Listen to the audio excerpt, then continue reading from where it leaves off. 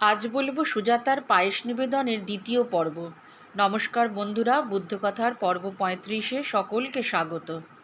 অত্যন্ত আনন্দের সাথে বিপুল পরিমাণ দুধ দিয়ে নিজের হাতে খুব যত্ন করে সুজাতা ক্ষীর বানালেন।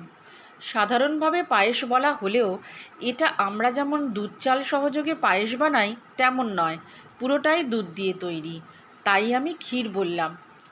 ক্ষীর বানাবার পর তা একটি সোনার পাত্রে ঢেলে নিয়ে সুজাতা চললেন নিবেদন করতে।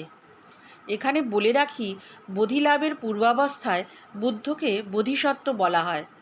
এদিকে সেই ভিক্ষুক মানে বোধিসত্ত্ব সেনানী গ্রামের মনোরম পরিবেশ দেখে এতই মুগ্ধ হয়েছেন যে সিদ্ধান্ত নিয়েছেন এই স্থানেই তিনি আবার বসবেন ধ্যানাসনে। ওদিকে আবার সুজাতা সেখানে পৌঁছে গাছের নিচে বোধিসত্ত্বকে দেখে তাকেই বৃক্ষ দেবতা বলে ভাবলেন। পরম শ্রদ্ধায় সুগন্ধি জল ও সেই ক্ষীর তিনি নিবেদন করলেন বিনম্রভাবে। তারপর সুজাতা চলে গেলেন।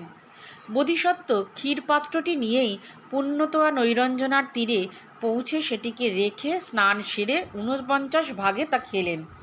৪৯ কেন, সে গল্প অন্য আর একদিন বলবো না হয়। তারপর নদীতে নিয়ে গিয়ে জলে ভাসিয়ে দিলেন সেই পাত্রখানি। মনে মনে বললেন, এই পাত্রটি যদি স্রোতের বিপরীতে যায় তবে তার সংকল্প পূর্ণ হবে। এ কথা মনে হতেই পাত্রটি স্রোতের বিপরীতে চলতে শুরু করলো। তখন বোধিসত্ত্ব ধ্যানে বসার জন্য সেখান থেকে আবার চলতে শুরু করলেন। চলার পথে বিপরীত দিক থেকে আসছিলেন সত্যিও ঘাসুড়ে। সে ৮ মুঠো ঘাস দিল বোধিসত্ত্বের হাতে। যথাস্থানে পৌঁছে সেই ঘাস বিছিয়েই আসন বানিয়ে বোধিসত্ত্ব বসলেন এক দৃঢ় সংকল্প নিয়ে। এ আসনে দেহ মম যাক শুকাইয়া, চর্ম অস্থি মাংস যাক প্রলয়ে ডুবিয়া, না লোভিয়া বোধিজ্ঞান দুর্লভ জগতে, টলিবে না দেহ মোর এ আসন হতে। সেই বৈশাখী দিনটা ছিল পূর্ণিমা তিথির। এক সুগভীর সংকল্প নিয়ে রাতভর চলল ধ্যান সাধনা। ভোর হওয়ার আগেই সিদ্ধ হলেন তিনি। জগতের দুঃখ মুক্তির অনন্য উপায়ের সন্ধান পেলেন।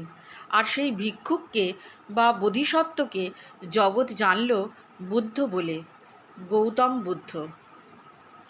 এক সামান্যা নারীর অতি তুচ্ছ সাংসারিক বিষয় বাসনার চাহিদার পূরণ জুড়ে গেল এক অলোক সামান্য পুরুষের অসামান্য ইচ্ছার সঙ্গে।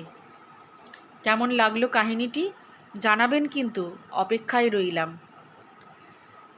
বুদ্ধং শরণং গচ্ছামি।